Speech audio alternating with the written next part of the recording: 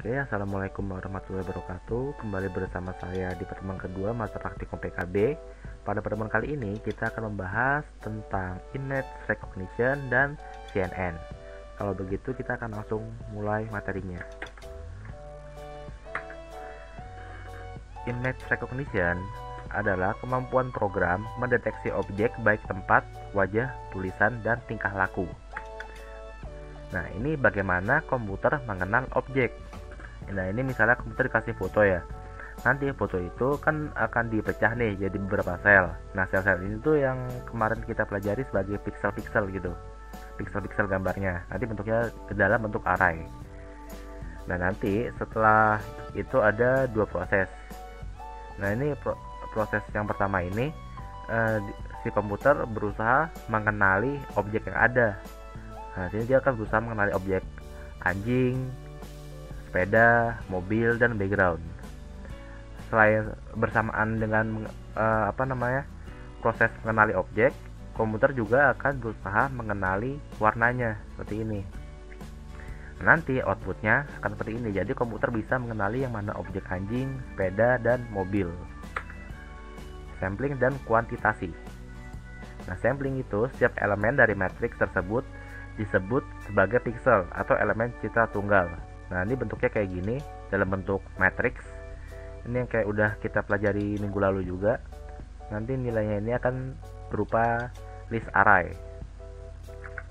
Nah, kuantitasi adalah proses merubah rentang nilai citra yang bersifat kontinu menjadi rentang nilai citra yang bersifat diskrit. Kuantitasi itu dia sudah 3 bit, yaitu 2 pangkat 3. Nah, ini tuh rentangnya kayak gini, rentang grayscale. 2 pangkat 3 kan 8 ya. Jadi rentangnya itu ada sebanyak 8 dari 0 sampai 7. Nah, tingkat sampling itu menentukan resolusi spasial. Dia tuh buat tentuin pixel-pixelnya aja. Nah, kuantitasi untuk menentukan jumlah tingkat keabuan pada citra atau tingkat grayscale. Nah, contohnya seperti ini. Dia akan mendeteksi warna-warnanya, warna-warna grayscale. Representasi citra digital.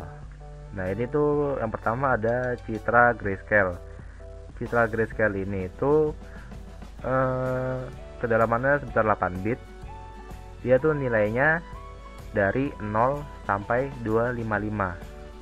Ini tabel rentang nilainya. Nah, ini ada representasi citra digital RGB. Itu sama kayak yang ini, sama kayak grayscale. Rentangnya 0 sampai 255. Cuman di sini terbagi menjadi 3 elemen, yaitu red, green, dan blue. Nah, ini ukuran kedalamannya. Yang pertama tuh ada citra biner. Kedalaman warnanya itu 1 bit. Yaitu dia cuma mengenal 2 warna, yaitu hitam dan putih. Citra grayscale, kedalaman warnanya 8 bit. Dia dapat mengenal 256 warna. Dan citra RGB, kedalaman warnanya itu ada sebesar 24 bit yang bisa mengenal 16 juta warna. Ini anatomi image recognition. Ini prosesnya, gambar akan diinput. Lalu ini pre-proses atau persiapan prosesnya. Nah, di sini dia proses nih, gambar itu akan dipecah ke dalam bentuk piksel-piksel. Nanti piksel-piksel ini akan akan diolah oleh algoritma yang digunakan. Nah, ini tuh ada SVM, random forest, dan ANN contohnya. Nanti setelah diolah oleh algoritma akan muncul labelnya nih, kayak ini kucing atau apa gitu. Nah, algoritma image recognition itu di sini kita pelajari 3. Yang pertama ada support vector machine, bentuknya seperti ini. Jadi nanti si komputer akan diberi label, jadi dia udah mengenal apa objeknya. Lalu random forest, bentuknya seperti ini. Ini kalau nggak salah random forest itu penilaiannya berdasarkan bentuk yang mirip. Ini kalau nggak salah ya. Kalau misalnya salah bisa dikoreksi aja. Dan yang terakhir ada artificial neural network. Nah, ini terbagi 2. Itu ada MLP yang minggu lalu kita pelajari, dan CNN yang akan kita pelajari. Ini arsitekturnya kira-kira seperti ini. Nah, masalahnya kemarin kita belajar dengan menggunakan data MNIST ya. Nah, pada data MNIST itu kan dia cuma mengenal angka. Nah, itu kan hasilnya bener, keseringan bener ya, kebanyakan bener. Prediksinya tuh true kan. Nah itu karena dia itu nilai pixelnya ada di tengah, jadi komputer akan gampang menilainya. Tapi gimana kalau pixelnya itu ada di selain tengah, kayak di atas, di bawah, di kiri bawah, dan lain-lain gitu. Nah, untuk masalah itu kita akan menggunakan CNN. CNN adalah salah satu jenis neural network yang biasa digunakan pada data image. CNN bisa digunakan untuk mendeteksi dan mengenali objek pada sebuah image. Nah, ini contoh arsitekturnya. Nah, ini pengaplikasian CNN-nya. Sebagai contoh, ini yang pertama, misalnya kita kasih komputer gambar mobil ya kan. Nah, ini tuh dia akan melewati beberapa layer. Ini layernya nih. Ini layer pertama, layer kedua, dan layer ketiga. Ada pada tahap pertama itu kan dia akan melewati tahap conv ya. Nah, conv ini tuh si komputer akan menilai filter. Maksudnya si gambar ini akan diberikan filter. Nah, nilai filternya itu ada kalau nggak salah 16. Ini untuk layer pertama. Lalu ada ReLU. ReLU ini digunakan untuk memberi batasan nilai 0 pada nilai X. Nilai X itu nilai pixel pada variabel X. Lalu pool ini digunakan untuk mereduksi ukuran gambar. Nah, ini dia akan melewati 3 layer. Setelah melewati 3 layer ini, nanti si komputer bisa tahu nih kalau ini tuh mobil atau bukan gitu. Untuk jumlah layernya tuh masih 3, bebas sebenarnya.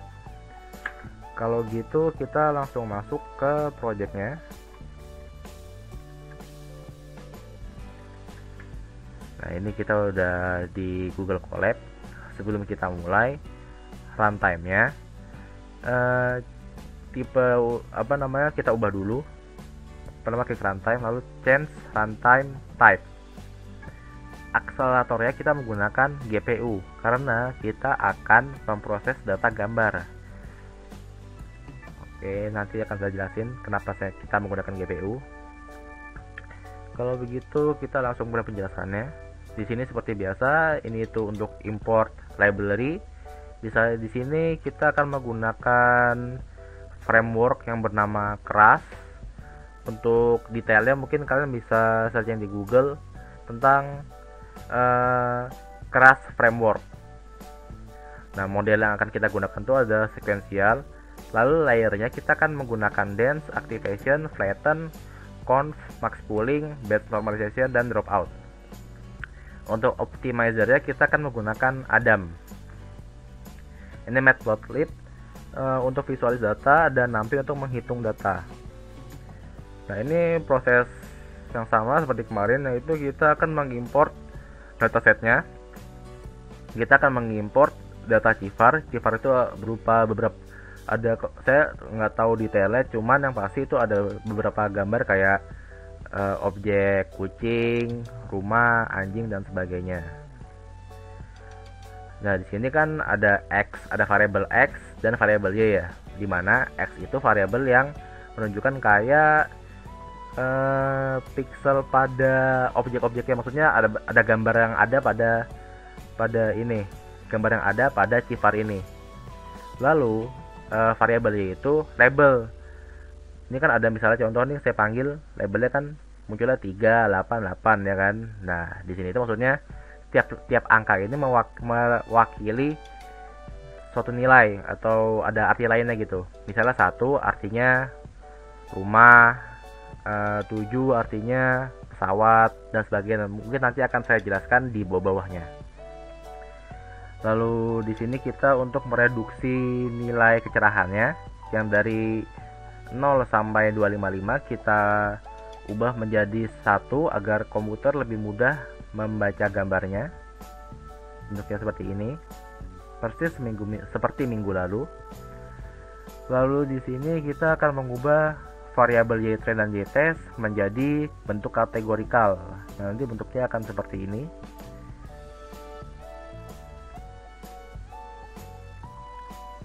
Nah, di sini itu adalah pembentukan layernya.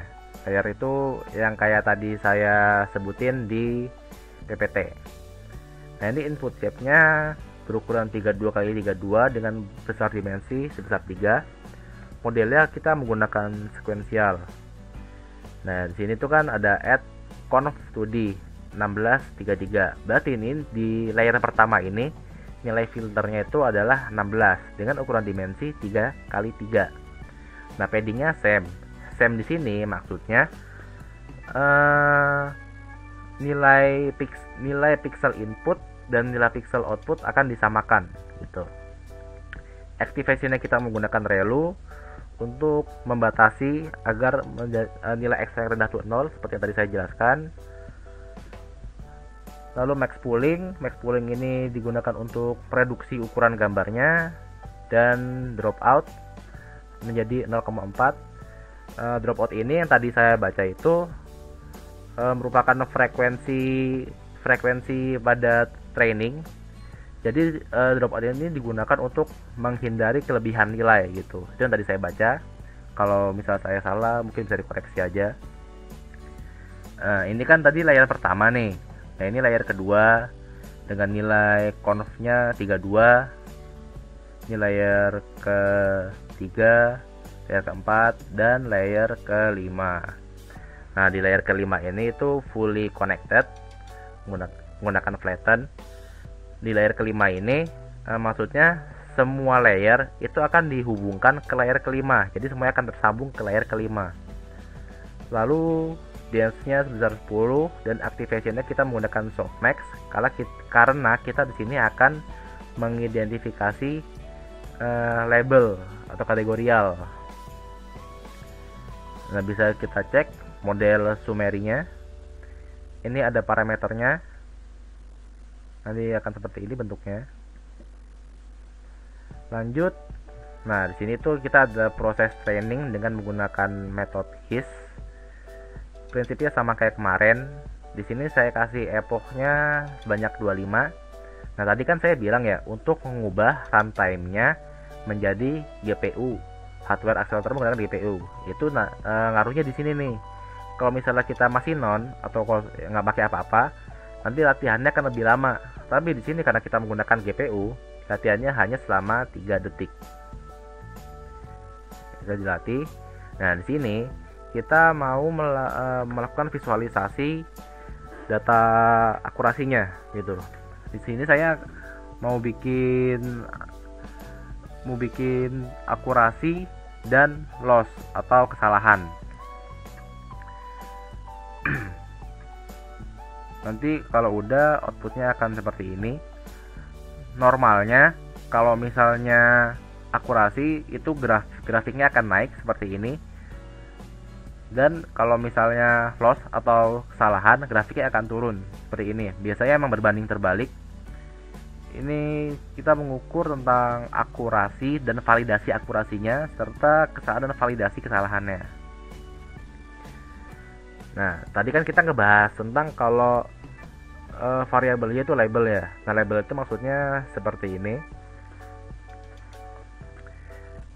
Jadi ada gambar itu nanti akan dibeli label. Labelnya kayak ada angka 0 sampai 8 kan, sampai 9 di sini. Nah, itu maksudnya kayak kita di sini kasih nilai labelnya nih. Kalau label 0 itu adalah pesawat, label 1 itu mobil, label 2 itu burung, 3 cat, dan seterusnya.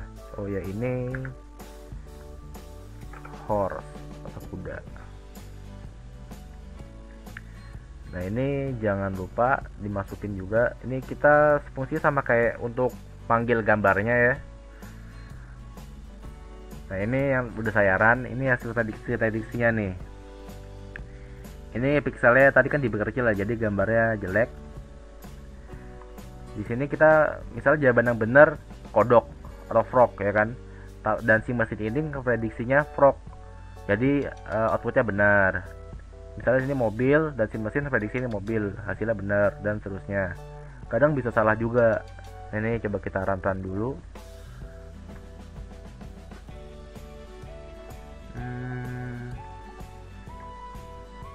Nah, ini contoh yang salah nih. Ini kan gambar anjing ya. Nah, tapi si komputer ini dia ngeprediksi ini sebagai burung. Nah, ini kan dia salah nih. Terus ini ada bird, dan si komputer benar dia prediksi bird dan lain-lain. Kita coba lagi yang terakhir. Dan ini dia komputer ini berhasil prediksi beberapa ya. Dia cuma salah satu. Karena ini ngedeteksi gambar, jadi ini kalau nggak salah akurasinya itu cuma sekitar 60%. Nah, iya kan? Akurasinya itu sebesar 68%. Karena di sini dia mengenali objek. Nah, objeknya itu kan posisinya nggak kayak kemarin ya. Objeknya ini posisinya bisa di tengah atau di atas dan lain-lain gitu. Kalau misalnya kayak yang pertemuan kemarin, yang minis, si komputernya kan lebih mudah mengenalinya karena objeknya berada di tengah gitu. Oke, mungkin sekian untuk pertemuan kali ini. Bila saya ada kekurangan dan kesalahan dan pencapaian, mungkin saya mohon maaf. Mungkin saya bisa dikoreksi nanti saat di Game Meet. Kalau begitu, sekian dari pertemuan kali ini. Assalamualaikum warahmatullahi wabarakatuh.